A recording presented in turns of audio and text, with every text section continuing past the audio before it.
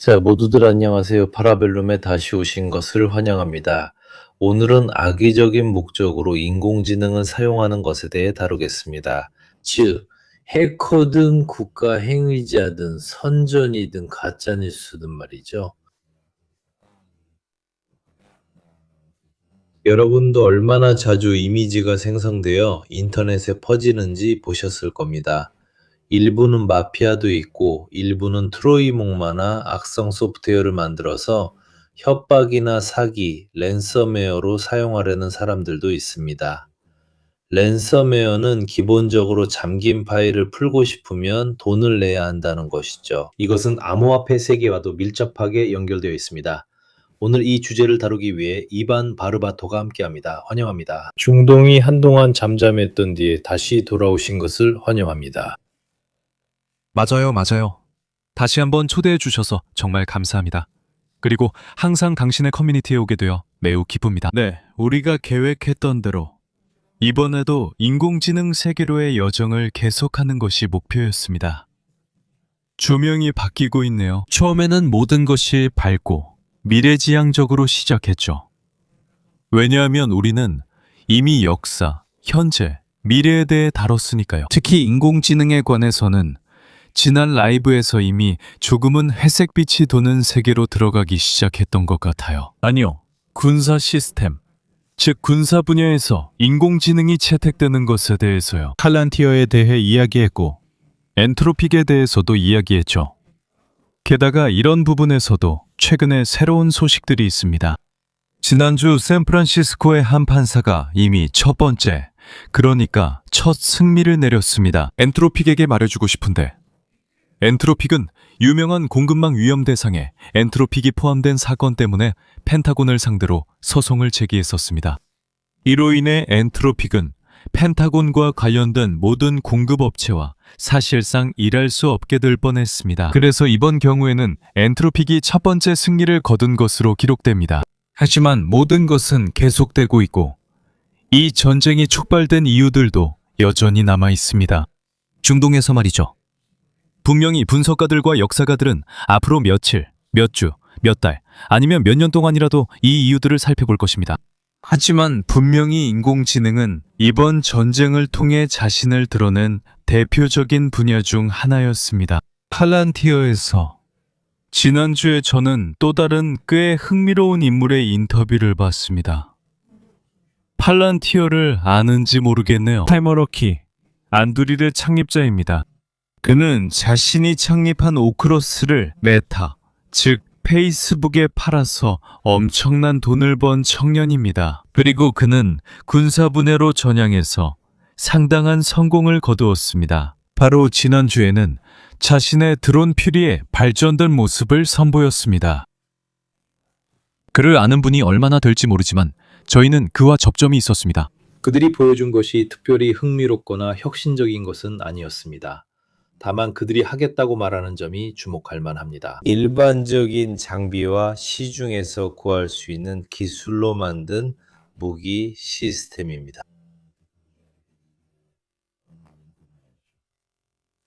이 젊은이들에게서 정말 놀라운 점은 우리가 이미 이 주제를 다뤘다는 것입니다. 빅뱅 이론의 순간을 언급하기도 했고 이 인물들이 모두 비디오 게임 쪽 출신이라는 점이라는 점도 언급했습니다.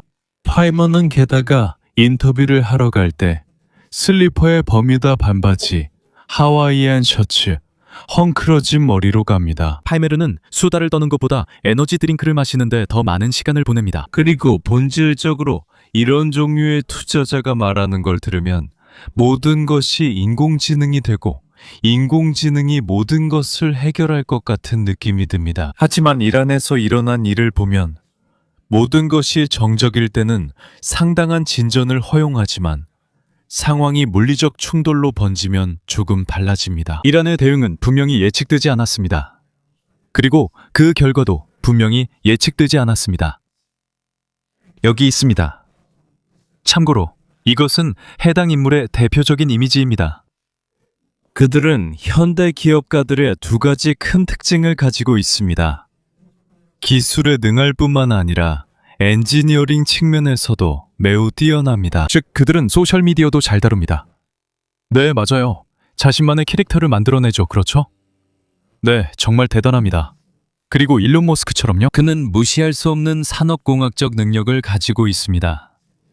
예를 들어 일론 머스크가 오픈 AI나 다른 회사들과 관련해서 보여준 회복력은 정말 놀라웠습니다. 그는 67개월 만에 기가팩토리 같은 회사를 세웠고 안드릴도 마찬가지로 그렇게 했습니다. 그는 농장과 모듈형 산업시설을 건설하고 있으며 펜타곤의 가장 큰 공급업체 중 하나가 되기 위해 준비하고 있습니다.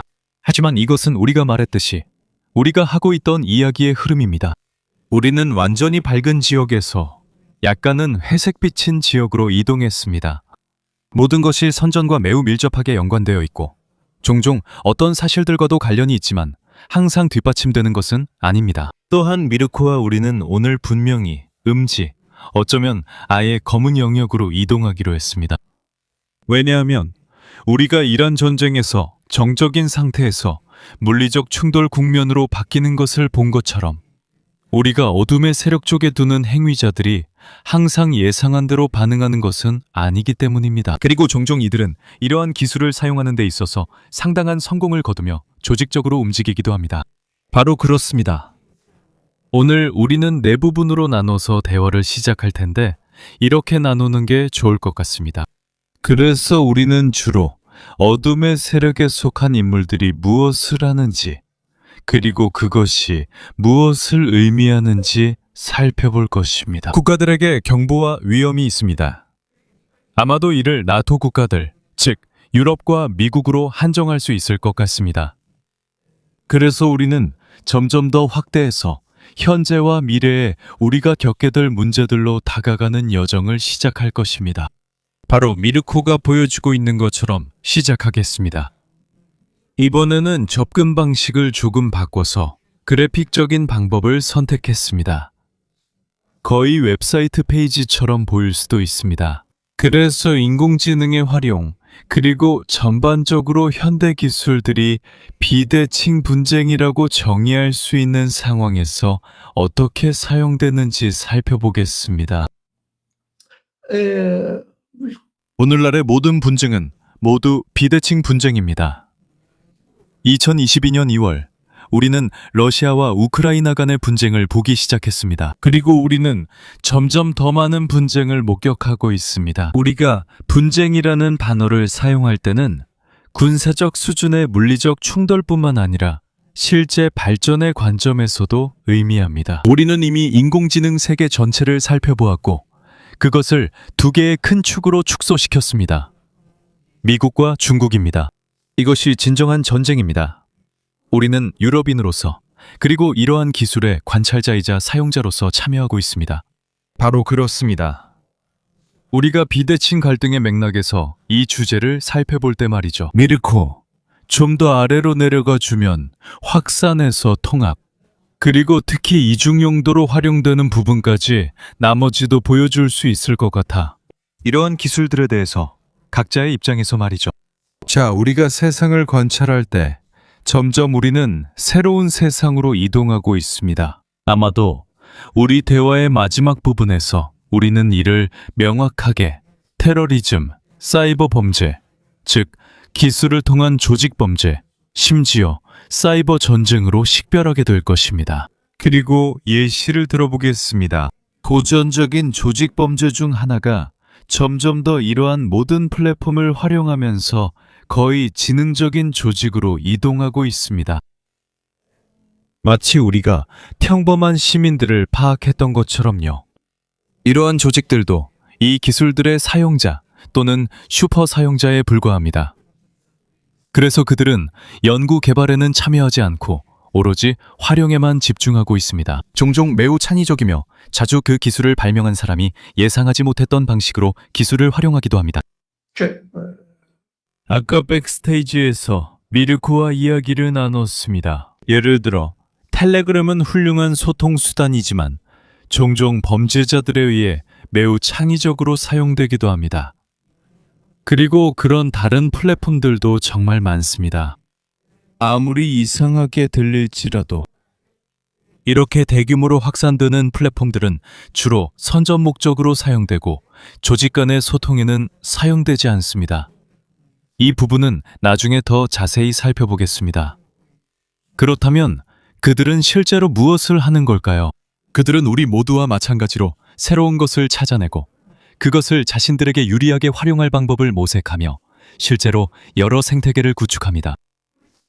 이것이 현재 큰 어려움을 주고 있습니다. 매우 어렵게 만들고 있습니다.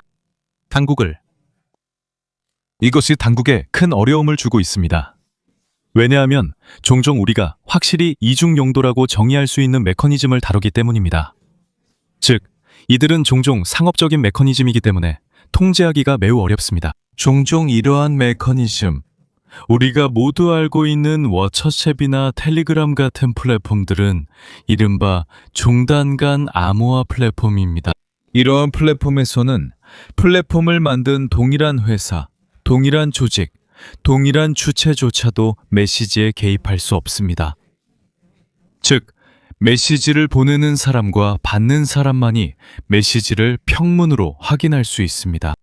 그래서 결국 당국은 종종 회색지대에서 활동하는 이러한 조직들을 추적하는데 큰 어려움을 겪고 있습니다. 잘 알려진 플랫폼을 사용하기도 하지만 종종 거의 알려지지 않은 플랫폼을 이용해 메시지를 주고받기도 합니다. 어떻게 작동하는지 좀 더 깊이 들어가 보겠습니다. 이러한 능력들이 어떻게 확산되는 건가요? 맞아요. 그들은 주로 운영 통합을 담당합니다. 이 초기 단계에서는 항상 조금 일반적이고 표면적으로 남아있지만 이후에는 점점 더 깊이 있게 다루게 됩니다. 그들은 공개 채널을 아주 자주 사용하죠. 그렇죠. 6개의 큰 영역으로 나눌 수 있다고 말할 수 있겠네요. 주요 영역 중 하나. 그러니까 범죄자들이 사용하는 곳이죠. 모두 함께 묶어봅시다. 왜냐하면 다양한 정의가 테러리즘에서부터 크고 작고 조직적이거나 덜 조직적인 범죄 조직, 그리고 단순한 외로운 늑대들까지 모두 포함할 수 있기 때문입니다. 첫 번째는 분명히 사이버 세계입니다. 사이버 세계는 인공지능의 혜택을 상당히 많이 받고 있습니다. 미르코, 조금만 더 아래로 내려가면 우리를 보고 있는 사람들도 볼 수 있을 거야. 맞아. 사이버 범죄 세계는 인공지능으로부터 엄청난 혜택을 받았습니다. 왜일까요? 왜냐하면 인공지능의 간단한 활용, 번역 능력과 정보 전달 능력, 즉 영향력과 선전 활동이 결합되면서 엄청난 도움이 되었기 때문입니다. 이 경우에는 사이버 범죄자들뿐만 아니라 테러 조직이나 유사 테러 조직, 그리고 그런 조직을 지원하는 사람들에게도 해당됩니다. 영향력과 선전은 아마도 그들에게 가장 강력하고 대처하기 어려운 무기 중 하나가 되고 있습니다. 저는 이탈리아에서 지난주, 바로 어제, 영향력 문제와 관련해서 미성년자들이 체포된 일련의 사건을 목격했다고 생각합니다. 그중 한 명은 기소되었습니다. 7명의 청소년들, 이 연루된 것으로 생각합니다. 하지만 그들은 웨어월프 디비전이라고 불리는 그룹의 일원이었습니다. 미르코, 당신은 역사가이자 역사를 잘 아는 사람으로서 이 그룹이 새로운 그룹이 아니라는 것을 알고 있겠죠. 그러니까 이 그룹은 원래 일반적인 저항단체로 탄생했습니다. 이미 제2차 세계대전 말기예요. 그리고 그들은 무엇을 하나요? 퍼지려고 하고, 영향력을 끼치려고 하고, 선전을 하려고 합니다. 안타깝게도 지금은 스마트폰과 소셜미디어 플랫폼이 주는 이점이 항상 긍정적인 것은 아니고 100% 긍정적일 수는 없습니다. 그것을 비극적인 측면들도 있습니다. 정말 비극적인. 그리고 특히 젊은이들, 아주 어린 친구들이 확실히 가장 영향을 많이 받고 더 약하며 더 쉽게 영향을 받는 사람들입니다. 이런 그룹들의 모집 활동은 모집 연령대를 계속 낮추고 있습니다. 이미 이슬람 국가 ISIS 2000년에, 그게죠, 2000년에죠? 8살, 10살 아이들을 모집하기 위해 페이스북을 사용하는 등 많은 사례가 있었습니다. 최근 몇 주 사이에 이런 사례가 있습니다. 이란에는 약 20만 명의 파스타란과 60만 명의 바시지가 있음에도 불구하고 말이죠. IRGC, 즉 파스타란은 12살짜리 소년들을 정식으로 유니폼까지 입혀서 모집하고 있습니다. 물론 처음에는 감시 활동이나 정보 수집 같은 일부터 시작합니다. 하지만 그런 환경에서는 아무래도 좀 더 쉽죠. 이런 조직들은 그들을 세뇌시키고 극단적으로 만들고 그런 식으로 행동합니다. 그래서 제가 ISIS를 언급한 것도 딱 맞는 말이지만 이런 일은 여러 곳에서 일어나고 있습니다. 불행하게도 유럽에서도 마찬가지입니다. 아마도 이 대화의 세 번째 부분에서 그 점을 보게 될 것입니다. 바로 그렇습니다. 말씀드린 대로 그래서 모집과 동원에 사용하고 또 재정적, 물류적 회복력을 구축하는 데에도 많이 활용합니다. 그들은 플랫폼을 통해 서로 많은 합의를 이루고 서로 사용하는 암호를 사용합니다. 이 부분은 마지막 단계에서 보게 될 것입니다. 미르코, 같은 플랫폼들도 인공지능은 아니지만 그와 관련된 모든 것이 그렇습니다. 홈뱅킹과 금융 플랫폼은 돈을 유통시키는데 매우 많이 사용됩니다. 그리고 이 모든 것은 하나의 개념을 사용합니다. 혹시 터라는 기술에 대해 들어본 적이 있나요? 터는 특정 작업을 기반으로 한 브라우저입니다. 네, 들어본 적 있습니다. 오신트 분야나 그와 관련된 영역에서 일하는 모든 사람들은 이 기술을 알고 있습니다. 다크오신트도 있다는 것을요. 네, 아니요. 절대적으로 그렇습니다. 절대적으로요. 선한 편에서 일하는 사람들도 자신을 보호해야 하니까요. 그래서 양파 구조 시스템을 사용합니다. 어니언이 바로 그겁니다. 점점 더 보호막을 씌우는 거죠. 그게 바로 토르 브라우저의 상징이기도 하죠. 바로 그겁니다. 그래서 일련의 프록시, 즉 중계 노드들을 구축함으로써 점점 더 위장을 하게 됩니다. 한국 입장에서는 어느 서버에서 온 것인지 파악하는 것이 불가능해질 정도입니다. 바로 옆집 사람일 수도, 가까이에 있거나 싱가포르 등 다른 곳에서 글을 쓰는 것처럼 보일 수도 있습니다. 실크로드가 있었죠. 네. 네네네. 왜냐면 저는 실크로드가 킬러에게서 마약 한 봉지나 분해된 총을 살 수 있는 포럼이라는 걸 알고 있었거든요. 그리고 나서 사실상 그 소유자가 잡혔죠. 지금 제 기억이 맞다면 FBI가 그 사람을 몇 년째 감옥에 가두고 있어요. 하지만 그 이후로 다른 변종들이 생겨났죠. 이탈리아 변종도 있는데 제 기억이 맞다면 포름 치폴라라고 불렸어요. 그리고 또 다른 하위 변종들이 계속 생겨나고 등등이죠. 모두 사실이에요.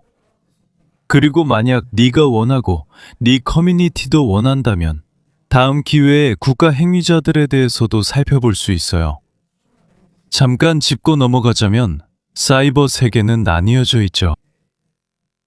두 가지 큰 범주로 나뉩니다. 해커 세계에서 일하는 사람들은 이렇게 나뉘죠. 일반적인 회사에서 일할 때 팀은 레드팀과 블루팀으로 나뉩니다. 블루팀은 방어자들이고 레드팀은 공격 테스트를 하면서 시스템을 점검하는 사람들이죠. 그리고 해커의 거대한 세계는 화이트햇, 그레이햇, 블랙햇으로 나뉩니다.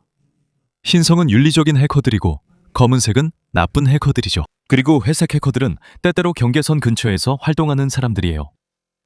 그리고 정말 심각하죠. 신학적인 해커들이죠. 그렇죠. 예를 들어 러시아의 샌드웜 같은 해커들은 다른 러시아인에게는 아무것도 하지 않지만 우크라이나인에게는 공격을 하죠. 인도 콜센터를 해킹해서 유튜브에 올리는 해커들도 있어요. 그건 꽤 유명하죠. 그게 윤리적인 걸까요? 네, 돈을 받지는 않지만 기술적으로는 다른 나라에서 범죄를 저지르는 사람을 상대로 또 다른 범죄를 저지르는 셈이죠. 그리고 또 한 가지 말해야 할 점은 종종 해커라는 단어가 잘못 사용된다는 거예요. 그 의미에서 맞아요. 해킹된 게임, 아니요, 그건 크래커들이에요. 크래커들은 크랙을 만드는 사람들이죠. 또한 라머라는 말도 있는데 누군가를 비하할 때 너 라머야처럼 사용됐어요. 라머는 해커인 척하지만 실제 해커가 아닌 사람을 뜻해요.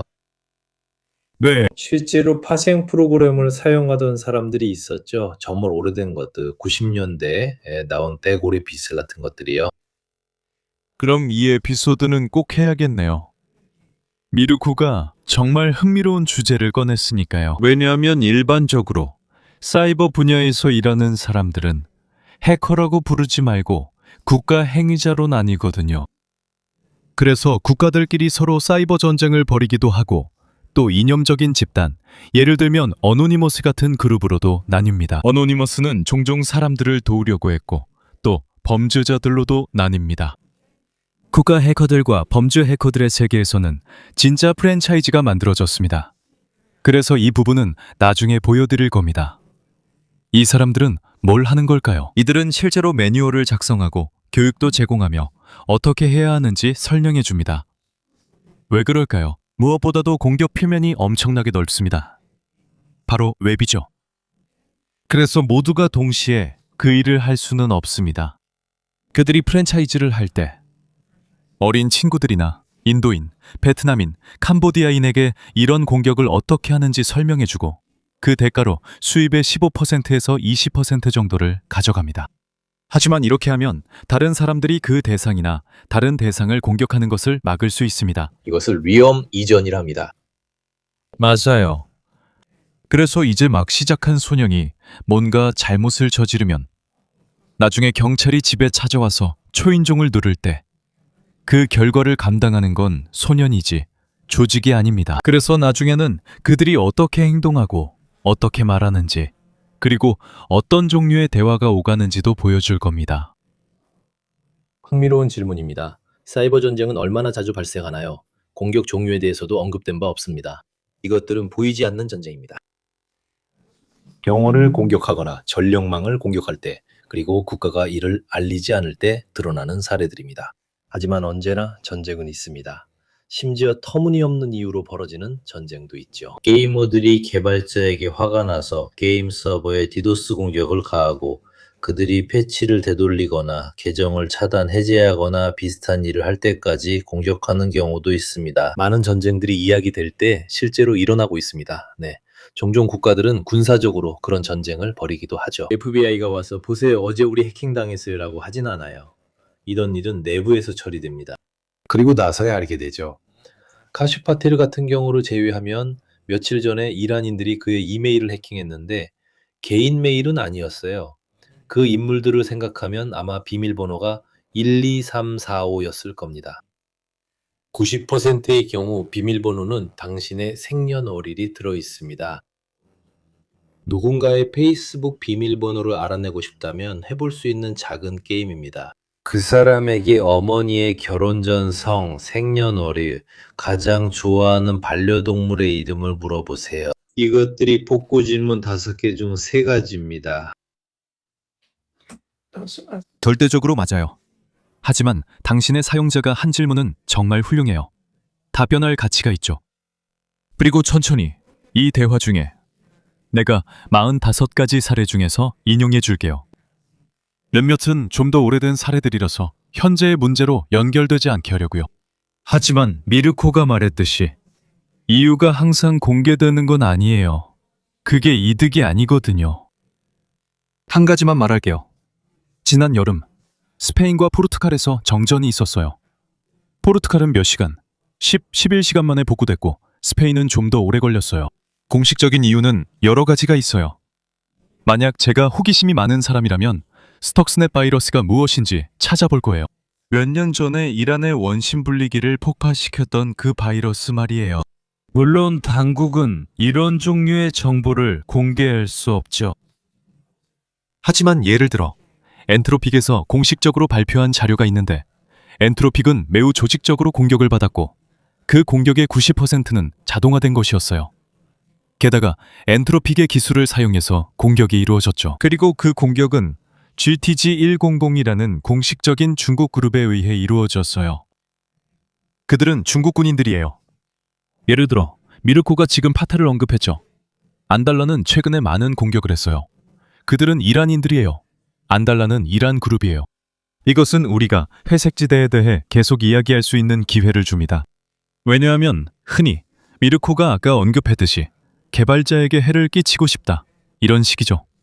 그 세계는 평판으로도 많이 돌아갑니다. 그래서 내가 정말로 방어할 줄 모르는 사람을 공격할 때 그를 아주 많이 겁줄 수 있다면 정말로 크게 겁을 줄 수 있습니다.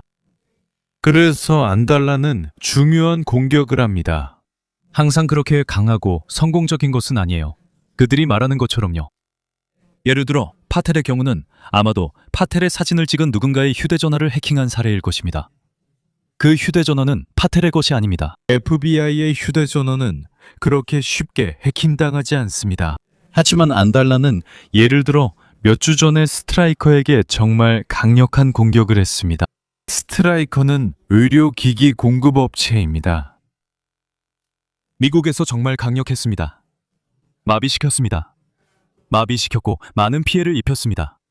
많은 것들을 파괴했습니다. 그래서 이런 그룹들은 강하고 지원을 받고 있으며 점점 더 강해지고 있습니다.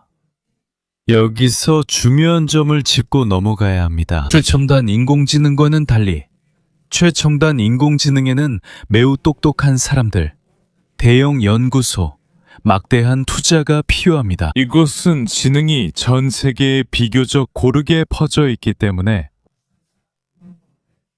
45명의 그룹 이 인공지능 분야에서는 구식인 기술을 가지고 있지만 시스템의 취약점을 잘 활용할 수 있습니다.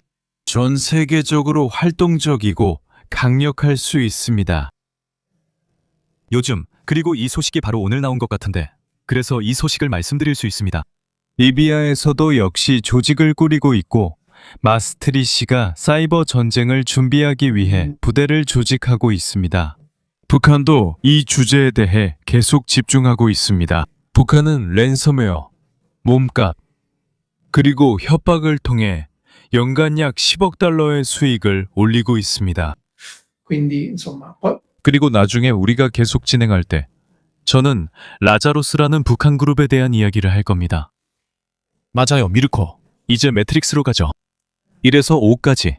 물론 5가 가장 강한 위험, 가장 큰 위험을 의미합니다.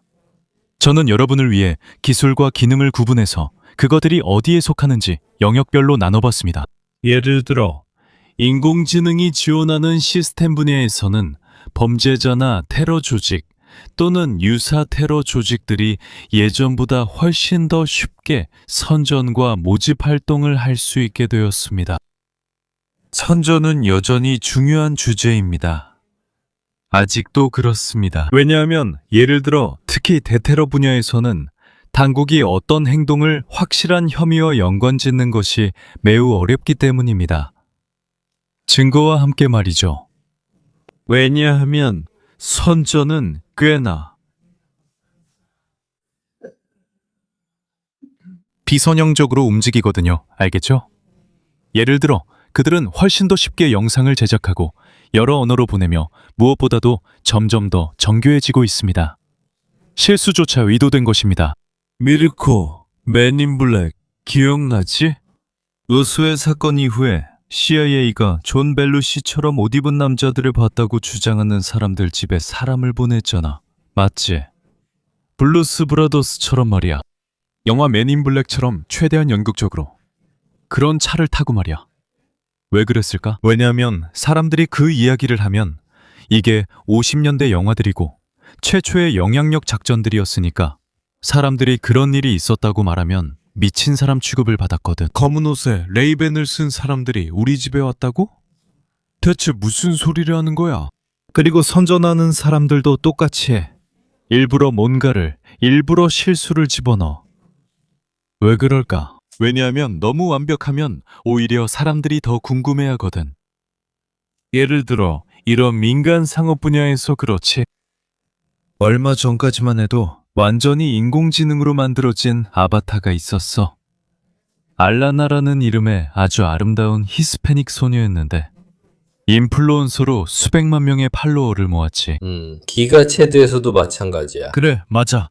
팔로워들이 그 사람과 있을 때 전형적인 근육질 남자가 보였는데 터키 모델이었나? 정확히 기억은 안 나지만 사실은 만들어낸 거였어. 여러 모델을 과장되게 합성한 거였지. 뭐 그런 식이야. 그래, 그건 행동이야. 바로 그 주였어. 이름은 기억이 안 나지만 아주 예쁜 여자가 미군 병사로 나온 계정이 있었어. 트럼프랑 같이 찍은 사진도 올렸지. 멜라니아랑도 같이 온갖 상황에서 당연히 애국적인 분위기였고 정말 아름다웠어. 미국의 꿈 그 자체였지. 그런데 알고 보니 완전히 가짜 아바타였어. 그런데 그런 일이 일어나면 사용자들이 화를 내고 더 이상 안 보게 돼. 반대로 결점이 있으면 그 모든 게 의도된 거야. 왜냐하면 그걸 정상화하고 싶어 하거든. 그 공격 영상 기억나? 펜타곤에서 톰 크루즈랑 같이 한 거. 맞아. 정말 대단했지. 정말 대단했어. 고마워. 고마워, 제시카 포스터.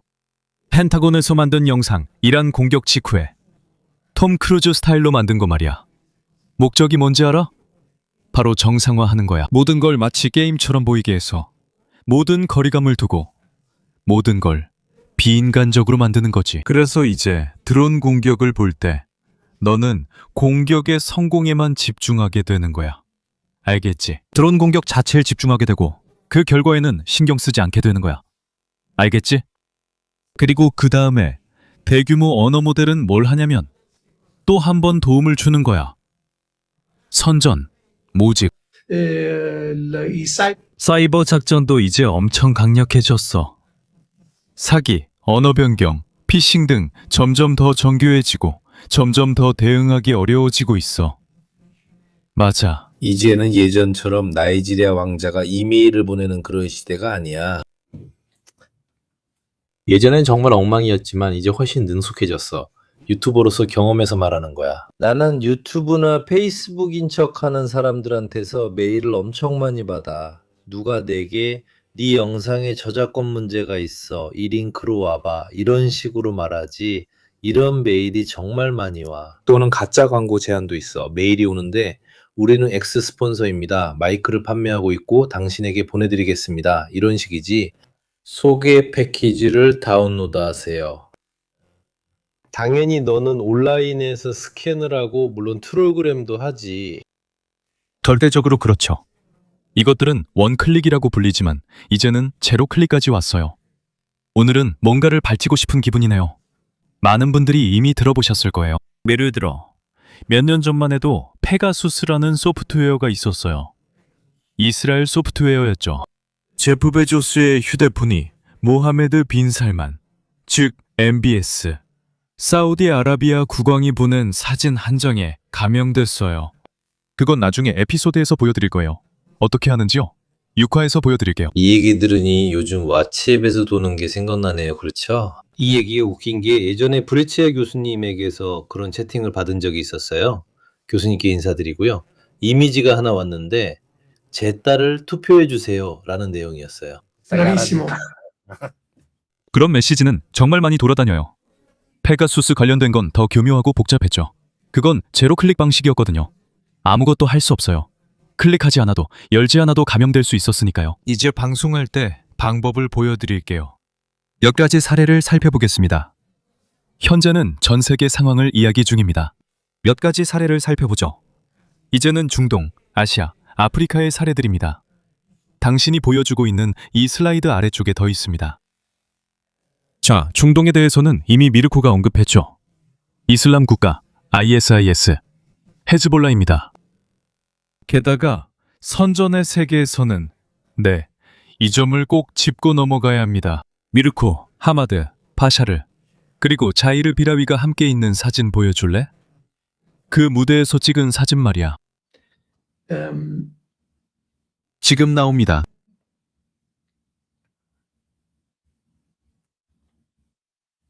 알겠어요. 제가 설명할게요. 선전은 종종 아무것도 모르는 사람들도 이용합니다. 그러니까 예를 들어 우리가 아까 설명했던 이런 사기에서 자, 미르코가 확대해주고 있네요. 가운데에 종이 한 장을 들고 있는 회색 정장을 입은 남성, 그가 아흐마드 바라입니다. 그리고 빨간 깃발 쪽에는 자히르 브라히미가 있습니다. 저 사람이 바로 하마스의 외무장관입니다. 영국에서 그들 두 사람은 장르노, 재활 치료 후에 I due 우리는 그들을 아주 잘 알고 있어요. 유럽에서도 잘 모른다 해도요. 두 사람은 선단의 여러 척의 배를 소유하고 있었습니다. 식량을 배급하러 갔다가 이스라엘에 체포되기도 한 사람들입니다. 그들은 종종 아무것도 모르는 사람들을 이용합니다. 저는 그 선단에 수백 명의 자원봉사자들과 그 외의 사람들이 있었는데 그들 중 상당수가 자신들의 이념에 따라 도움을 주고 싶어서 움직였다고 확신합니다. 이런 단체들은 종종 선의의 사람들을 이용합니다. 그들은 우리의 권리를 위한 투쟁, 억압받는 민족을 위한 투쟁 등등을 내세워 자신들을 숨깁니다. 그리고 종종 그들은 자금을 모으기 위한 캠페인을 벌이면서 조직 범죄에서 테러리즘에 이르기까지 다양한 불법 활동을 지원하고 자금을 대고 있습니다. 우리 얘기로 다시 돌아가서 이건 그냥 참고로 말씀드린 거고 다시 우리 예시로 돌아가 보겠습니다. 예를 들어 남아시아에 사례가 있는데 특히 캄보디아에서 중국과 캄보디아 국경에서 이런 일이 벌어지고 있습니다. 중국 조직범죄 집단이 실제로 사기센터를 세웠습니다. 그들은 합법적으로 운영하는 것처럼 보이기 위해 카지노 면허를 많이 취득했지만 그 안에는 노예들이 있습니다. 그들은 사기를 치기 위해, 즉 사기 행위를 하기 위해 일하고 있습니다. 그래서 현재로서는 왜냐하면은 거기에 도착하면은 사실상 여권을 빼앗기기 때문에 거기서 꼼짝 못하게 됩니다. 사우디 사람들도 그렇게 했었죠. 월드컵을 개최했을 때 등등 나중에 드러났는데 노동 스캔들에서 그들이 여권을 빼앗는 조건 외에도 등등 일이 끝날 때까지 돌아갈 수 없었습니다. 그래서 이건 잘 알려진 수법이었고 예전에는 인도나 파키스탄에서도 일어났었습니다. 지금은 옮겨졌어요. 네. 이 점에서는 우리는 아직까지는 조금 운이 좋은 편이에요. 왜냐하면 언어 장벽이라는 문제가 있기 때문이죠. 그래서 그들은 주로 미국에서 베트남인, 중국인 등 같은 동포들을 상대로 사기를 칩니다. 유럽에서는 미르코가 설명했던 것들, 즉 원클릭 사기, 딸이 무용수라서 투표해달라는 식의 사기 등이 있습니다. 그들은 모든 정보를 가져갑니다. 아프리카는 시스템이 너무 약해서 아예 이야기를 시작할 필요도 없을 정도입니다. 저는 직업적인 이유로 사하라 이남 아프리카에서 오랜 시간을 보냈습니다. 여러 나라에서요. 예를 들어 모잠비크에서 있었던 한 가지 에피소드가 기억납니다. 10여 년 전 일인데 시간이 벌써 40분이나 지났으니 빠르게 말씀드릴게요. 다뤄야 할 내용이 많으니까요. 10여 년 전 그곳에서는 모두가 당국을 신뢰하지 않아서 중요한 것은 왓츠앱 그룹이었습니다.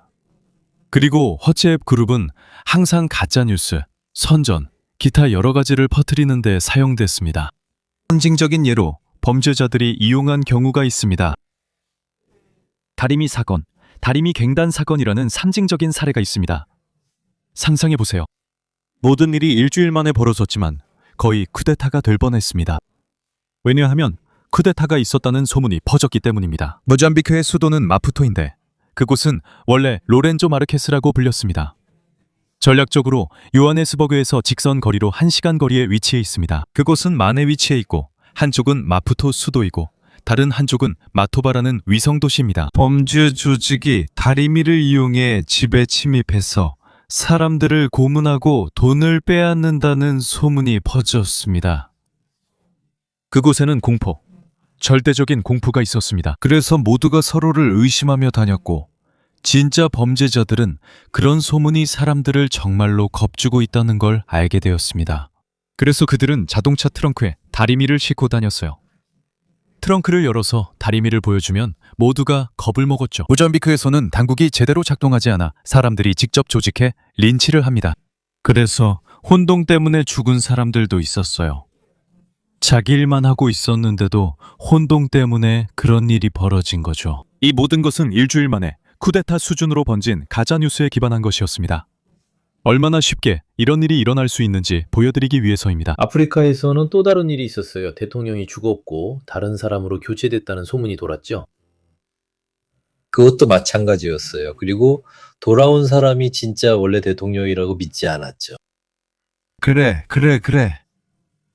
이런 일은 인공지능 이전에도 이탈리아에서 봤어요. 우노비앙카 시절이었죠. 우노비앙카 조직 모두가 눈으로 봤죠. 이탈리아에 얼마나 많은 흰색 우노가 돌아다녔는지 상상해 보세요.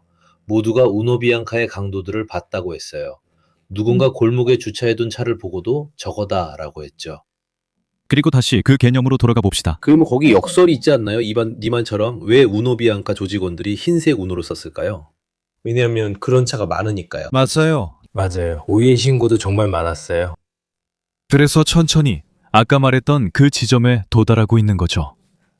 오류가 의도된 걸까요? 아니면 계속 불신하게 되는 걸까요?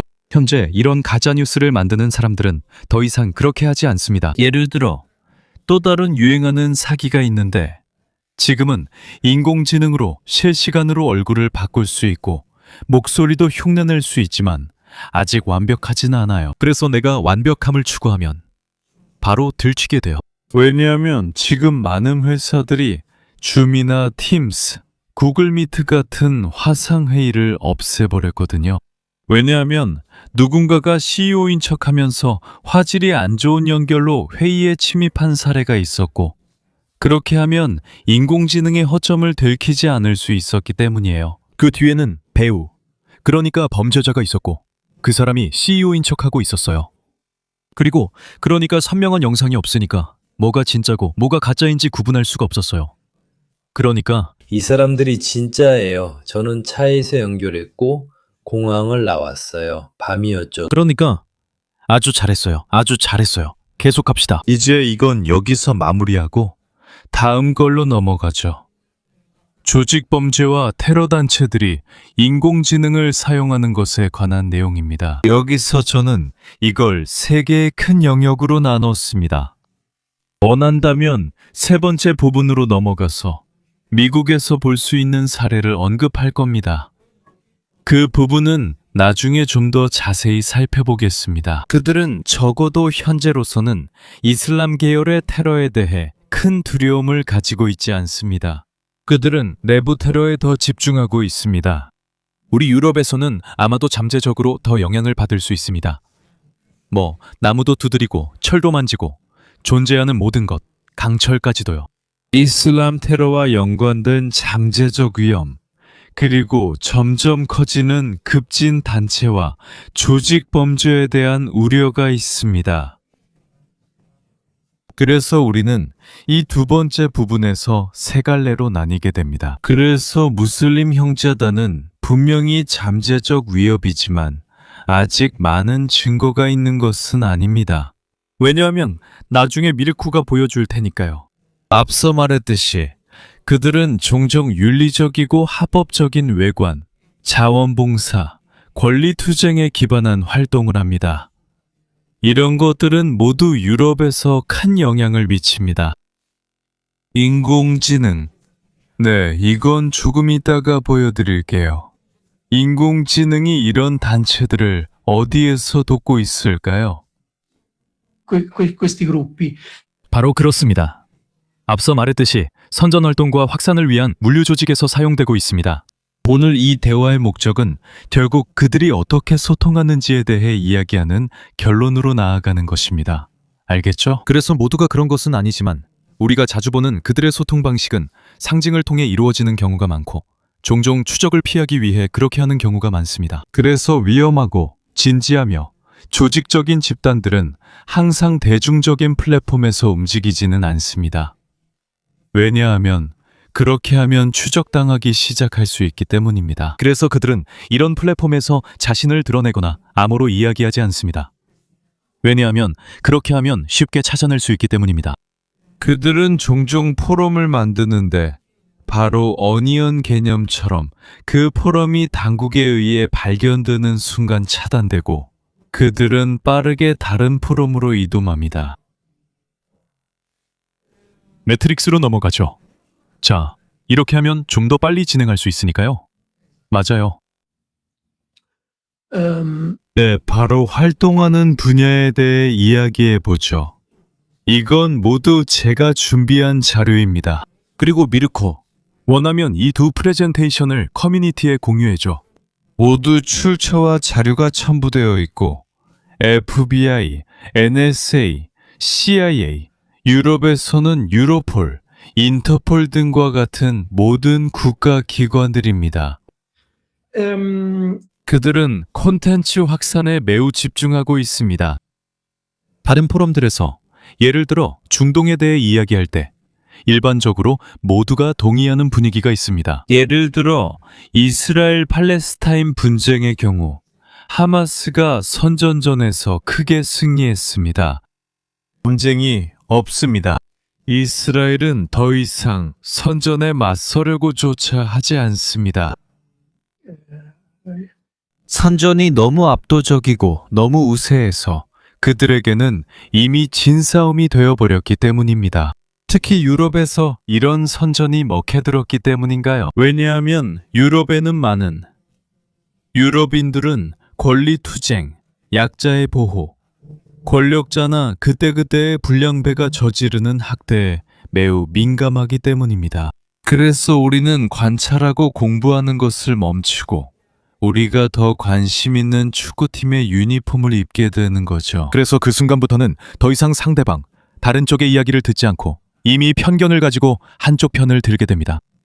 그래서 이런 측면에서 인공지능은 선전 활동에 많은 도움을 주었습니다. 그리고 또 유능한 사람들이 있는데 왜냐하면 이란은 전 세계에서 스템 인재 배출로는 4번째로 큰 나라라고 생각하거든요. 그들은 엔지니어들이고 그러니까 공학, 기술, 기계, 유지보수 등과 같은 분야에서 학위를 받은 사람들입니다. 그러니까 수준 높은 사람들이죠. 아랍인들도 마찬가지입니다. 팔레스타인 사람들은 이 분야에서 강합니다. 하마스는 꽤 강력한 사이버 구조를 가지고 있습니다.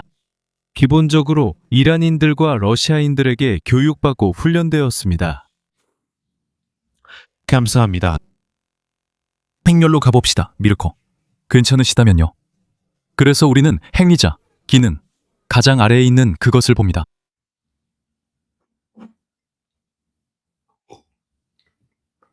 더 아래일 수 있습니다. 여기 있습니다. 아까처럼 1에서 5까지 중요도, 즉 비중에 따라 나눴고 인공지능이 수행하는 기능과 어떤 부분에서 도움이 되는지로 구분했습니다. 테러리즘과 SMS는 선전 활동에서 모집에 큰 도움을 줍니다. 어제 체포된 미성년자와 관련해서도 앞서 말씀드렸죠. 그가 이탈리아에서 속해 있던 그룹에는 정보와 교육을 받는 회원이 80명 정도 있었던 것으로 생각합니다. 그래서 여기서는 언어 장벽이 더 이상 존재하지 않습니다. 정보 자료를 널리 퍼뜨릴 수 있습니다.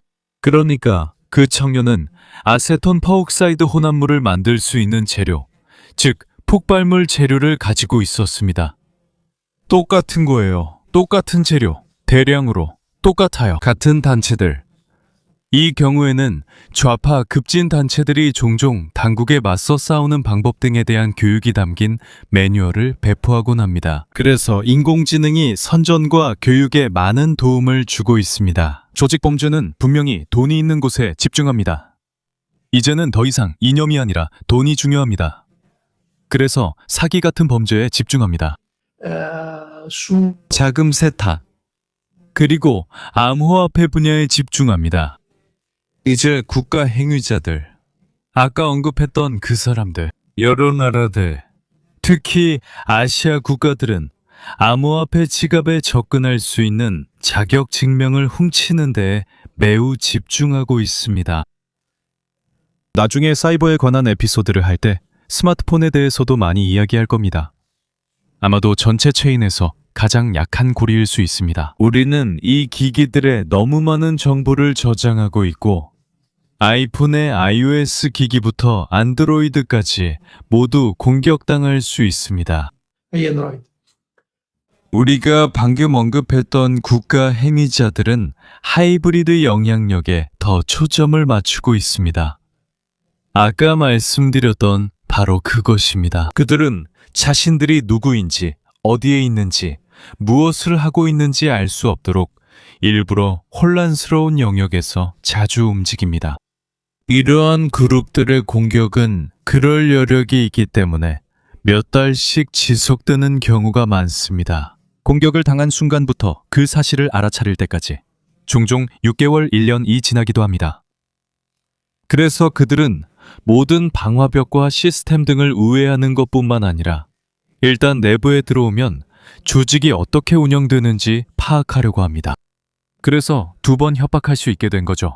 처음에는 랜섬웨어로, 그러니까 당신의 업무에 필요한 파일을 돌려받으려면 돈을 내라고 협박합니다. 그래서 그들이 파일을 암호화하고 당신은 더 이상 복호화할 수 없게 됩니다. 돈을 내야만 파일을 돌려받을 수 있죠. 그리고 2번째 파도가 있는데 그건 당신의 정보를 유출하지 않으려면 돈을 내라고 요구하는 경우입니다. 그래서 이런 일을 아주 많이 하고 있습니다. 특히 아주 조직적인 그룹들이요. 이 부분도 여기서 마무리하고 이제 주제로 넘어가겠습니다. 우리가 말했던 3가지 큰 줄기 중에서요. 주제는 형제단, 모노크로마피아, 그리고 사이버 범죄자들입니다. 이 부분에서도 다시 한번 모두 검증 가능한, 그리고 무엇보다 신뢰할 수 있는 자료들을 넣어두었습니다. 3가지 영역 중에서 가장 근거를 찾기 어려운 것은 무슬림 형제단입니다. 왜냐하면 앞서 말했듯이 우선 당국들이 미르코, 그리고 내가 이 부분을 말할 때 프랑스 정보기관과 미국 정보기관의 공식 문서 2개를 보여줘. 아니, 다른 거. 저거, 디투얼, 다른 거. 여기 있다. 이게 프레르 무슬림 형제단의 정책이야. 이건 아주 새로운 문서는 아니고 24년 프랑스 정보국의 문서. 야, 무슬림 형제단은 유럽 28개국에서 공식적으로 인정받고 있어. 벨기에와 프랑스에 강하게 뿌리내리고 있지. 프랑스에는 오늘은 보여주지 않겠지만 무슬림 형제단과 연관된 공식 정당에 소속된 지역 의원들도 있어. 이들은 종종 선출되기도 하지. 벨기에도 마찬가지야. 무슬림 형제단은 오직 공식적으로만 움직여. 그래서 이런 비정부 기구, 모금 활동, 선전, 권리 투쟁을 통해 움직여. 그래서 완전히 합법적인 영역에서만 움직여. 프랑스 정보국의 그 문서는 말장난 같지만 그들이 사적으로 비공개 장소에서 배포하는 매뉴얼을 기록한 자료야. 모스크에서부터 조직들, 그들이 가진 클럽 등등에 이르기까지 직선적이지 않은 직감적인 방식으로. 무슬림 형제단은 프랑스에서 매우 강력합니다. 분명한 이유들 때문에. 특히 알제리 공동체에서 그렇고 소위 흑인 아프리카의 다른 공동체에서는 조금 덜합니다. 특히 마그레브 출신 사람들 사이에서 꽤 강합니다. 이집트인들은 물론 이집트에서 권력을 잡는 데조차 성공하지 못했고 그 전에 쿠데타가 일어났습니다. 무슬림 형제단은 터키에서 매우 강합니다. 하마스도 무슬림 형제단과 연관되어 있습니다. 하마스 등은 수니파 이슬람 조직입니다. 그래서 이것도 하나의 이유입니다. 무슬림 형제단이 아니라 수니파라는 뿌리가 걸프 지역의 군주국들과 이란 사이의 충돌 원인 중 하나이기도 합니다. Sciita. Ok? 이 경우 무슬림 형제단의 경우 인공지능의 활용은 거의 대부분 선전, 자료 배포, 선전, 교육, 모집과 연관되어 있습니다. 그리고 아마 공식 기관들이 우리에게 알려주는 날이 오면 아마도 이들도 연관되어 있을 것입니다. 어느 정도 더 높은 수준이었던 거죠. 그래서 전 세계에 돈을 좀 돌리면서 추적이 되지 않도록 하는 것입니다. 2번째 조직은 우리에게 그것이 실수가 아니라는 것을 상기시켜줍니다. 모크로마피아, F가 2개 들어갑니다. 이 이름은 네덜란드 출신의 한 기자가 붙였는데 그 기자는 나중에 모크로마피아에 의해 살해당했습니다. 모크로마피아는 아주 빠르게 거의 절대적인 권력을 잡은 마피아로 공식 정치권까지 위협했습니다. 처음에는 네덜란드에서, 그 다음에는 벨기에에서 위협을 가했습니다. 네덜란드에서는 공개적으로 루테 총리까지 위협한 적이 있습니다. 루테 총리는 트럼프를 파파리노 트럼프라고 부르던 인물로 지금은 나토 사무총장입니다. 그들은 반대하는 영향력 있는 네덜란드 시민들을 공개적으로 처형하기도 했습니다. 이 마피아는 모로코에 뿌리를 두고 있습니다. 그들은 네덜란드의 커피숍이 널리 퍼져 있는 시스템을 적극적으로 이용했고 빠르게 성장했습니다. 또한 도움을 받기도 했습니다. 모로코에 뿌리를 두고 있습니다. 이 마피아는 모로코에 뿌리를 두고 있습니다. 개발, 플랫폼 등등. 그들은 빠르게 로테르담 항구의 통제권을 장악했고 따라서 합성 마약의 수입도 장악했습니다. 그 외에도 로테르담 항구를 통해 아편계, 코카인 등 여러 마약이 들어옵니다. 그리고 그들은 엄청난 용이함으로 벨기에로 이동했고 그곳에서 안트베르펜 항구를 완전히 장악했습니다. 웬트워프 항구는 게다가 그들에게 정복하기가 좀 더 쉬웠습니다. 왜냐하면 그곳은 엄청나게 넓은 면적이기 때문입니다. 제가 알기로는 135제곱킬로미터 정도로 당국이 전혀 통제할 수 없는 항구입니다. 통제할 수 없습니다. 그동안 당국은 상당한 성과를 내며 조직을 정비하고 있습니다. 그들은 이 마피아가 어떻게 움직이는지 파악하려고 노력하고 있지만 우리가 알고 있는 국내 마피아와는 다른 특징이 있습니다. 우리 마피아는 경제적 또는 금융적인 성격을 가지고 있습니다. 범죄의 목적은 돈을 벌기 위한 것입니다. 그리고 완전히 지역적입니다. 반면에 대형 마피아는 회색지대에서 많은 사람들이 움직이는 마피아입니다. 그래서 무기 밀매업자, 마약 밀매업자 등등이 있습니다. 또한 잠재적으로 약간의 이데올로기가 섞여 있을 수도 있는데 이 사람들은 종교적 영향이 꽤 강한 나라에서 온 사람들이기 때문입니다. 그들은 또한 이 나라들에서 젊은이들이 사회에 적응하지 못하고 통합되지 못하는 점을 바탕으로 많은 인원을 모집할 수 있습니다. 그래서 이들은 급진화되기 더 쉬운 젊은이들입니다. 현재 그들은 우리나라의 마피아와 맞먹는 규모와 힘을 가진 마피아로 자리 잡고 있습니다. 그래서 그런 관점에서 보면 꽤 우려스러운 상황입니다. 범죄적인 측면에서요. 테러리즘으로까지 이어지고 있습니다. 사이버 범죄자들은 이번 대화 세션에서 마지막으로 언급할 대상입니다. 그리고 아마도 언급할 만한 흥미로운 에피소드를 하나 깜빡 잊은 것 같네요. 아까 국가 행위자들에 대해 물어보셨죠? 한 예를 말씀드릴게요. 라자로스입니다. 이들은 북한 군인들이에요. 라자로스는 2000년, 약 10년 전쯤이죠? 맞나요? 라자루스는 주말 동안 방글라데시 은행에서 10억 달러를 훔쳤어요. 주말 동안에요. 거의 전부를 되찾았지만 약 8천만 달러는 예외였어요. 그 이유는 뭔가요? 왜냐하면 이런 국가 행위자들은 앞서 말했듯이 종종 회색지대에서 움직이기 때문입니다. 그래서 이 돈들은 그 당시에는 아직 암호화폐 지갑이라는 개념이 없었습니다.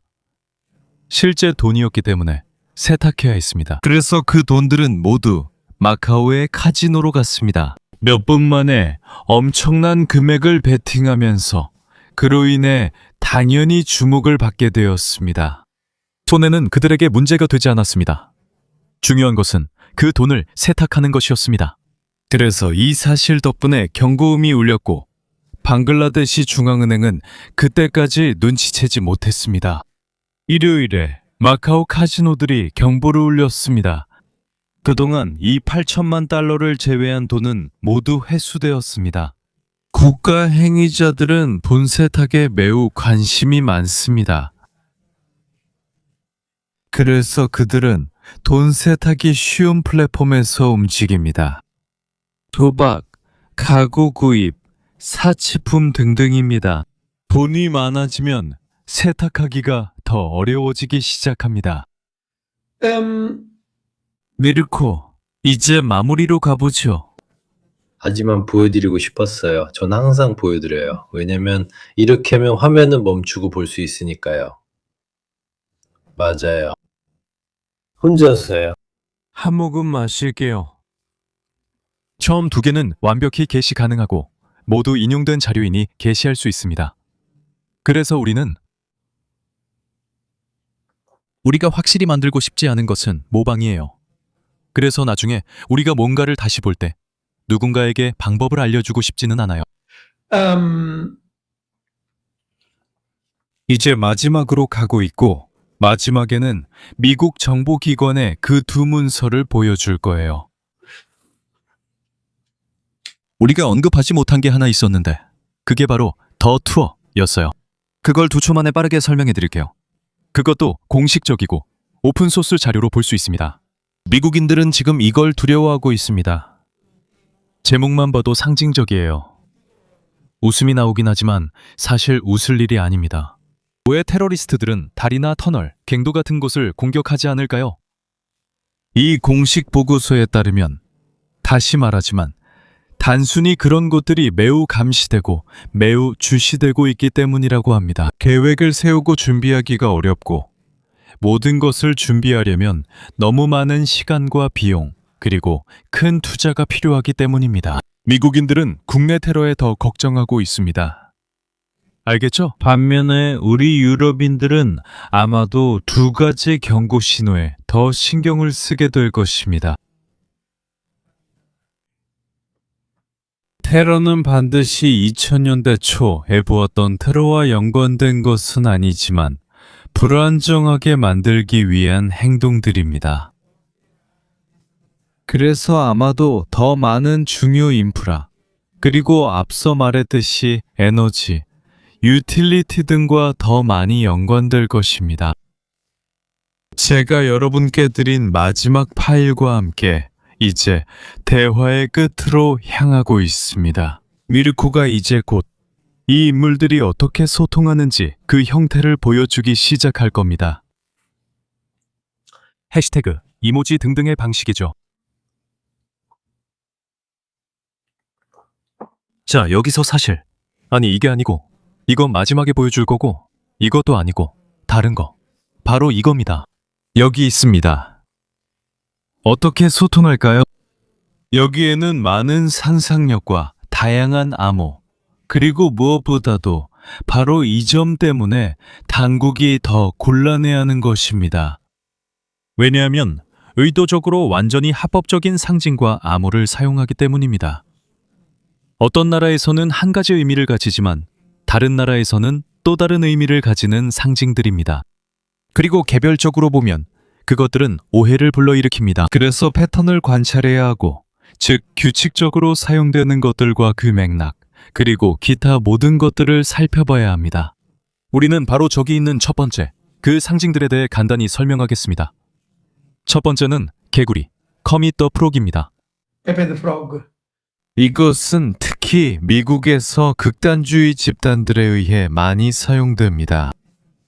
그들은 아까 비어월프 디비션에 대해 말했듯이 자주 자신들을 이렇게 식별합니다. 일부러 자신들을 루저라고 규정합니다. 즉, 모두에게 외면당하는 사람들이라는 뜻이죠. 나는 모든 걸 이해하는 유일한 사람이고 모두가 나를 반대해서 피해자입니다. 그래서 머펫이 더 이상한 거죠. 가장 찌질한 사람이죠. 그래서 저는 스스로를 찌질이라고 선언하는 거예요. 왜냐하면 이 사람들은 너드의 복수 1, 2를 안 봤어요. 맞아요. 그리고 다시 한번 모방이죠. 그래서 청소년들은 자주 자신들이 뭘 하고 있는지도 모른 채 이런 것들을 사용하곤 해요. 또는 워너비처럼요. 나는 내가 그런 사람인 척하고 싶지만 사실 잘 몰라요. 이런 게 여러 가지 경고 신호를 만들어내기도 하죠. 이런 그룹 안에서도요. 그래서 잠재적으로 영입될 수 있는 사람들을 눈여겨보게 됩니다. 윈터가 우리에게 상기시켜주듯이 그들은 인셀 포럼에만 가도 충분한 사람감을 찾을 수 있습니다. 정말 그렇죠. 그런 일은 트위터 X에서도 자주 일어나요. 그들은 종종 플랫폼을 일종의 전달망처럼 사용하도록 코딩하곤 해요. 즉 인플루언서 캐릭터가 일련의 기호를 보면 리트윗을 하는 거죠. 그래서 그들은 끊임없이 리트윗하는 메커니즘을 만들어서 이 정보가 설령 가짜이고 모두가 가짜임을 알아도 널리 퍼지게 되는 거예요. 유튜버들끼리나 관객 중 일부만 이해할 수 있는 인용을 하나 할게요. 주보드릴로 못생긴 사람들의 포럼 라토디 포냐께 조언 하나 드립니다. 조심하세요. 왜냐면 그 사람들은 이런 종류의 것들의 타겟인 것 같거든요. 네네네. 이 극단적인 집단들에도 똑같이 적용돼요. 100%. 게다가 이것은 경계를 넘나드는 소통 방식을 만들어내고 있어요. 왜냐하면 그들은 종종 사진이나 영상에서 사람들에 의해 만들어진 상징들도 사용하거든요. 이 상징을 하는 분이 얼마나 계신지 모르겠네요. 겉으론 오케이 같지만 실제로는 우월주의자들의 상징이에요. 이원 터키 늑대단 상징입니다. 아니. 저 사람들도 이렇게 하지 맞지? 그건 저렇게 하는 거야. 터키 늑대들은 저렇게. 이건 화이트 파워야. 왜냐하면 WP, 파워. 에르도안도 상징으로 말하고 있어. 시간이 남거나 이 부분을 더 깊이 파고들고 싶다면 에르도안도 자주 이렇게 해. 이건 뭐야? 원 네이션, 하나의 국가, 하나의 민족, 하나의 깃발, 하나의 종교. 예전에도 누가 이 말을 했고 그땐 세 개였어. 맞아. 아이들을 데리고 왔어. 또한 상징인 3일 칸의 호랑이들도 있다. 지금은 에르도안이 정보를 전달하거나 메시지를 보낼 때 이 상징을 자주 사용해. 그래서 무슬림 형제단과 특히 이슬람 민족주의자들 사이에서 이 상징이 많이 사용돼. 그리고 다른 상징들은 백, 광대, 꽤 괜찮은 알약. 그래, 광대. 커피도 기본적으로 거기서도 어떻게 보면 회색지대야. 커피는 기본적으로 특정 클러스터에서 사용할 때 난 신경 안 써라는 의미야. 내 일이 아니야. 일이 아니야. 맞아. 그래, 나는 끼어들지 않아. 내가 관여하지 않는 일이야. 알겠어? 이렇게 하자. 이 파일을 닫고 저 파일을 열어. 아니. 관심 없어. 아니. 내가 더 보여줄게. 바로 이거야. 내가 더 보여줄게. 왜냐하면 미국인들이 부모님들을 위한 안내서도 배포했거든. 그러니까 이해하라고. 맞아. 알겠어요. 하지만 저는 일단 좀 볼게요. 나중에 보고 싶으시면. 맞아요. 그리고 나서 저쪽에 있는 원페이지 미국 정보기 광고 열어봐. 그거는 진짜로. 그건 우리가 올려도 돼. 어차피 우리 거 아니니까. 내가 전직 오토바이 운전자라서 하는 말이야. 점수. 100%로도 이해할 수 있고 뭐 그런 거야. 오토바이 타는 사람들은 반대의 상징, 즉 1%를 사용했어. 우리는 1%에 속하고 나머지는 99%라는 거지. 미르코, 모두들 예를 들어 나도 한동안 자주 쓰던 게 있었는데 최근에 그만두게 됐어. 자주 하트 이모티콘을 보냈는데 그게 점점 커지는 거였지. 바로 그게 세상에서 가장 끔찍한 상징 중 하나야. 그게 인신매매, 인간 거래에서 많이 사용된다는 걸 나는 몰랐어. 그래, 특히 아이들을 좋아하는 사람들한테서 말이야. 나는 정말로 다시 한번. 그래, 흥미롭네. 숨겨진 진실의 상징, 출발의 각성은 바로 알약이야. 이건 매트릭스에 대한 인용이야. 빨간 알약, 파란 알약. 정말 잘했어.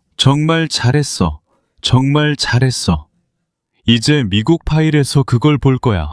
내가 과거에 했던 여러 가지 일들 때문에 특히 극우 집단의 이런 말하는 방식을 살펴봐야 했어.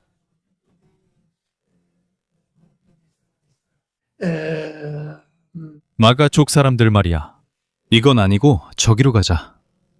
그래, 바로 이거야. 네가 아까 골랐던 그거. 잘했어. 스크롤에서 주로 이미지 쪽으로 가봐. 우리가 볼 거야. 맞아, 봐봐. 저게 내가 말했던 하트야. 보이지? 네 번째야. 하지만 하트, 점점 커지는 하트야. 맞아. 그러니까 꽃이 이걸 아직 자꾸 잘하고 있어. 맙소사. 이건 약간 변태들을 위한 언어야.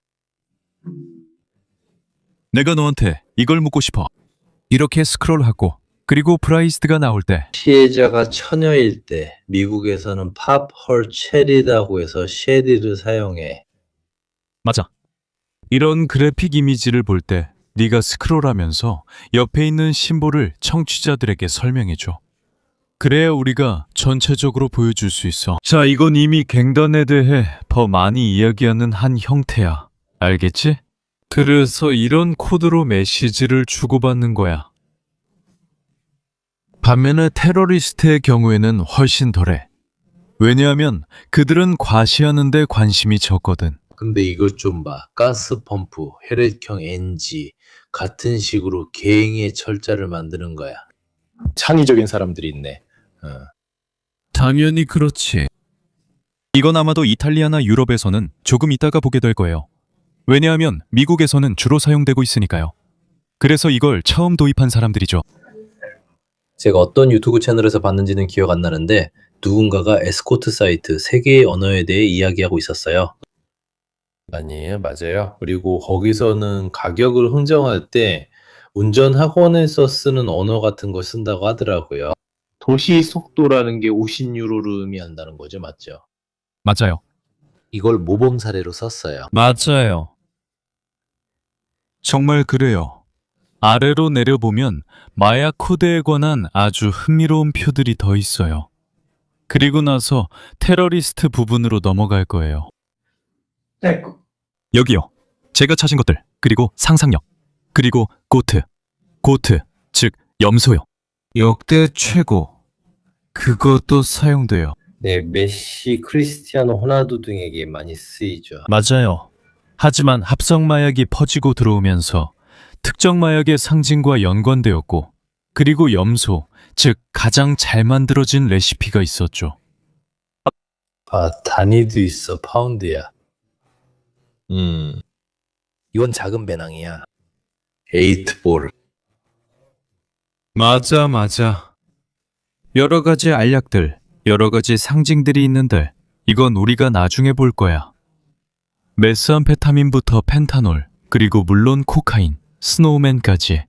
여기 보면, 잠깐만 더 위로 보면 저건 그걸 만드는 레시피였어. 알겠지? 그 레시피북에 있어. ecco sì. 그리고 그 아래에 또 있어. 그리고 이 파일을 올리면 우리가 볼 수 있을 거야. 또 다른 것들도 있어. 예를 들어 유대인을 적대하는 극단주의 단체를 뜻하는 역삼각형 같은 것들이지. 하지만 정말로 필요한 것들도 몇 개 있어. 여기 있어. Giurami. 주림이 고마워. 맞아. Esatto. 큐를 바꿔. 그래, 이게 바로. 근데 이거 좀 봐. 이건 이발사 이거잖아, 그러지? 돌아가는 이발사 기호, 그 원통. 자, 이제 내가 모두에게 말할게요. 여러분의 왓츠앱 채팅이나 아니면 여자친구와의 채팅은 뒤로 돌아가서 여러분이 사용하는 이모티콘들을 한번 보세요. Ecco questo, sì. 이것들은 우리가 조심해야 해요. 이것들은 우리가 조심해야 해요. 미코가 보여주고 있는 이것은 이슬람과 더 관련된 부분의 일종의 안내서예요. 알겠죠? 그래서 모든 지침들이 있어요. 감사합니다. 그들, 자, 이게 중요해요. 운송이 중요해요. 저 사람 자기 자신을 공격하는 거예요. 제 생각엔 맞는 것 같아요. 박스요. 저게 첫 번째이거나 아니면 제가 보여드렸던 4번 같은 다른 기호일 수도 있어요. 타윗이에요. 진실은 하나뿐입니다. 우리입니다. 네. 네네. 예를 들어 마지막 네. 이런 상징들. 혹시 그 유명한 권총도 있었나요? 왜냐면 어느 순간 힉스나 페이스북에서 난리가 났거든요. 왜 권총을 바꿨는지 기억이 안 나요. 그리고 마스케라가 나는 이걸 스위치에 다시 올릴 거야 라고 말했죠. 사이트들에서는 모두 그게 권총이라는 사실에 집중했었죠. 청교도들 말이죠. 권총 아이콘조차도 사용할 수 없었어요. 그게 바로 이런 맥락에서 사용됐기 때문이었죠. 여기서도 마찬가지로 항상 상황을 봐야 해요. 미르코, 맥락을 완벽하게 파악했네요. 예를 들어 여성이나 남성을 나타내는 작은 심볼도 있잖아요. 그건 우리도 자주 사용하죠. 극우 환경에서 사용되는 그 심볼은 또 다른 의미를 가지고 있어요. 예를 들어 너는? 방금 보여줬던 것처럼 위에 페페 더 프로그가 있었는데 그게 설명해주고 있었어. 하지만 조금 더 위로, 조금 더 다른 부분에서 설명하고 있었지. 조금 더 여기 세 번째 칸이야. 두 번째 심볼. 그건 무슬림 형제단의 심볼이야. 두 개의 교차된 검이야. 좋아. 그러니까 우리가 이걸 섞기 시작하면 제발 그러지 마세요. 집에서 따라하지 마세요. 여기서는 전문가들이 하고 있습니다. 맞아요. 그래서 이 모든 것은 잠깐 연구가 필요합니다. 부모님들이 이걸 연구하게 되면 불안감을 조성할 수도 있다는 걸 저도 잘 알고 있습니다. 항상 그렇듯이 무슨 일이 일어나고 있는지 이해하기 위해 소통하고 대화하고 이야기를 나누는 것은 쓸모없습니다. 이것이 마지막이고 이 다음에 우리의 대화가 끝납니다. 이것은 3월 16일에 막 나온 것입니다. 자, 매우 길기 때문에 우리가 올려둘 테니 나중에 읽어보시기 바랍니다. 하지만 미국인들을 깊이 걱정하게 만드는 두 가지가 있습니다. 첫 번째는 사이버존입니다. Space war. Okay? 네, 그들은 매우 걱정하고 있습니다. 왜일까요? 왜냐하면 우주에서 일어나는 모든 일, 즉 위성과 관련된 모든 일 때문입니다. 러시아 역시 자체적인 스타링크와 같은 네트워크를 구축하려고 하고 있습니다. 중국인들은 당연히 훨씬 더 많은 역량을 가지고 있고 미국인들은 우주 전쟁에서 절대 지고 싶어 하지 않습니다. 무엇보다도 그들은 자신을 보호하려 합니다. 그리고 이것은 미국인들에게 두 번째 경고 신호와 관련해서 바로 하이브리드 공격과 연결되어 있습니다. 오늘 코리엘의 신문에 기사가 있었습니다. 사실 그건 아주 친한 친구와 교환했어요. 게다가 알렉산더 그린버그가 우리를 보고 있다고 생각합니다. 그리고 곧 미르코 알렉산더 채널에 등장할 예정입니다. 중동에서 이란 시스템을 가장 잘하는 사람이 바로 그분이라고 생각합니다. 정말 훌륭한 분입니다. 그분은 아마 10개 언어를 할 수 있을 겁니다. 저는 그분과 대화할 때마다 좀 쑥스럽습니다. 그분이 한 번은 기사를 쓴 적도 있습니다. 오늘 그분의 기사에서 영감을 받지 않은 버전을 찾았어요. 기사에서는 이란의 모자이크 조직을 다뤘습니다. 이것은 이란이 보여줬던 일련의 행동들을 잘 이해하지 못했거나 눈치채지 못했던 호기심 많은 사람들에게 설명해 줍니다. 터키에 대한 공격, 오만에 대한 공격 등과 같은 행동들 말이죠. 이 설명은 정말 좋고 하메네이에게서 들은 것입니다. 지난해 6월 이후로 그렇게 되었습니다. 우리는 이제 모자이크처럼 분할되어 있습니다. 더 이상 피라미드 구조가 아니기 때문에 꼭대기를 제거한다고 해서 흐름이 끊기지 않습니다. 분할이 모자이크 방식으로 이루어진 것이죠. 그래서 많은 세포들이 독립적으로 작동하고 있습니다.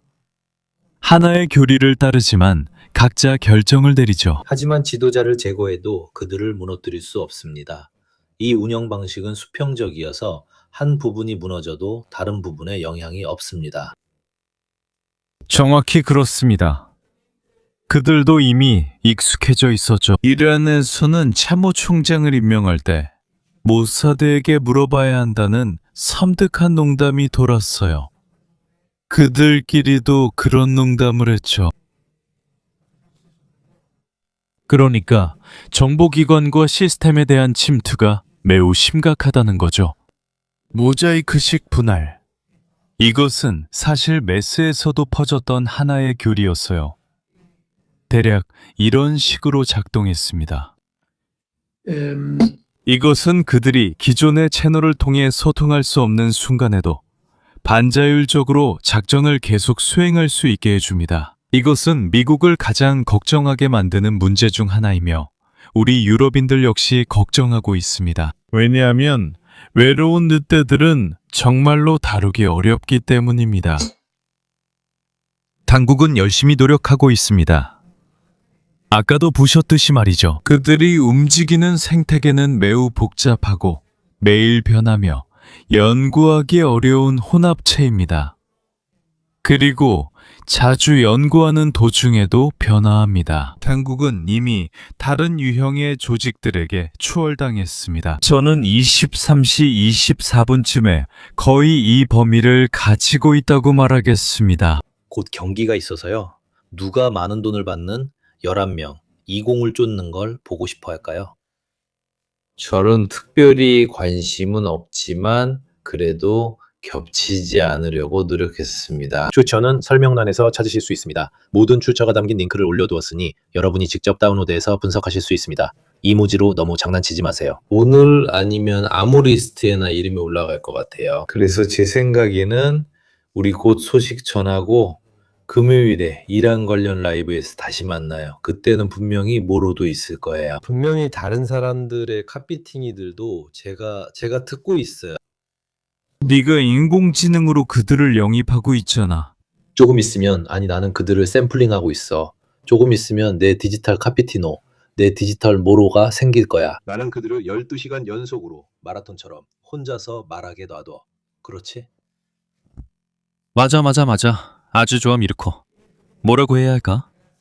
다시 한번 초대해줘서 고맙고 우리 이야기를 들어준 모든 청취자분들께도 감사드려. 그리고 여러분이 인공지능 자체가 아니라 이런 세상에서 어떻게 스스로를 지킬 수 있는지에 대해 더 깊이 알아가길 바랍니다. 이런 세상이 다가오고 있으니까요. Arrivederci, grazie ancora. 좋은 밤 되세요. 자정에 방송 보실 분들도 좋은 밤 되시길 바랍니다. 그 전에 마지막으로 한 가지 더 말씀드리고 싶었습니다. 여기 OSI 인텔리전스의 대표가 와 계시니까요. 우리는 계속 진행 중이고 여러분이 우리를 도울 수 있도록 분산 계산을 할 수 있는 클라이언트를 테스트하고 있습니다. 아래 댓글을 남겨주신 모든 분들께 진심으로 감사드립니다. 그리고 컴퓨터를 켜놓겠습니다. 그리고 이 클라이언트 아이디어에 대해 여러분을 도와드리겠습니다. 예를 들어 세티처럼 여러분이 출처를 분류하는 데 도움을 주는 것 등입니다. 그리고 우리가 받은 모든 이메일과 제가 팀에 전달한 이메일도 마찬가지입니다. 이메일들은 지원하고 싶은 분들의 역량에 따라 평가될 것이고 우리가 곧 내놓을 단순한 분류 앱을 넘어서는 작업에도 참고될 것입니다. 어쨌든 커뮤니티와 함께 팩트체크, 디버깅, 기여 등 다양한 작업을 하게 될 것입니다. 이 소프트웨어는 자원을 거의 소모하지 않아 이 하드웨어와 바로 사용할 수 있습니다. 아무 작업도 하지 않을 때는 최대 10%, 15% 정도만 사용합니다. 왜냐면 이런 종류의 분류 작업을 하려면 엄청난 자금이 필요하기 때문입니다. 하지만 이렇게 조금씩 분산해서 하면 모두의 지원으로 많은 것을 얻을 수 있습니다. 네, 저는 데이터 마이너들이 하는 일이 마음에 들어요. 예를 들어 해시 마이너 같은 경우 당신이 자는 동안 그래픽 카드를 사용해서 비트코인을 채굴하고 채굴한 비트코인의 일부를 다른 사용자들과 함께 당신에게 지급했죠. 이것도 거의 비슷한 개념이지만 팩트 체크를 하고 이미 12,500개나 되는 출처의 분류를 개선해서 결국 훨씬 더 진실된 정보를 얻는 것이 목적입니다. 현장이 지속적으로 존재하죠. 왜냐면 우리는 이탈리아, 영국 등뿐만 아니라 수백 개국에서 정보를 수집하기 때문에 점점 더 흥미로운 그림을 보여줍니다. 왜냐하면 방글라데시에 있는 어떤 사람이 우크라이나 특파원으로서 우리가 잘 보지 못하는 무언가를 볼 수도 있기 때문이죠. 그리고 실제로 살펴보면 결국 우리 신문들도 제공하는 뉴스의 대부분은 거의 다 AP, 로이터, 블룸버그 등에서 복제한 것들입니다. 그래서 매우 비슷합니다. 꽤 좋은 뉴스를 찾으려면 개별 군인들이나 블로거, 그런 종류의 소스들을 더 찾아봐야 합니다. 모두에게 감사드리며 곧 다시 뵙겠습니다. 모두에게 감사합니다.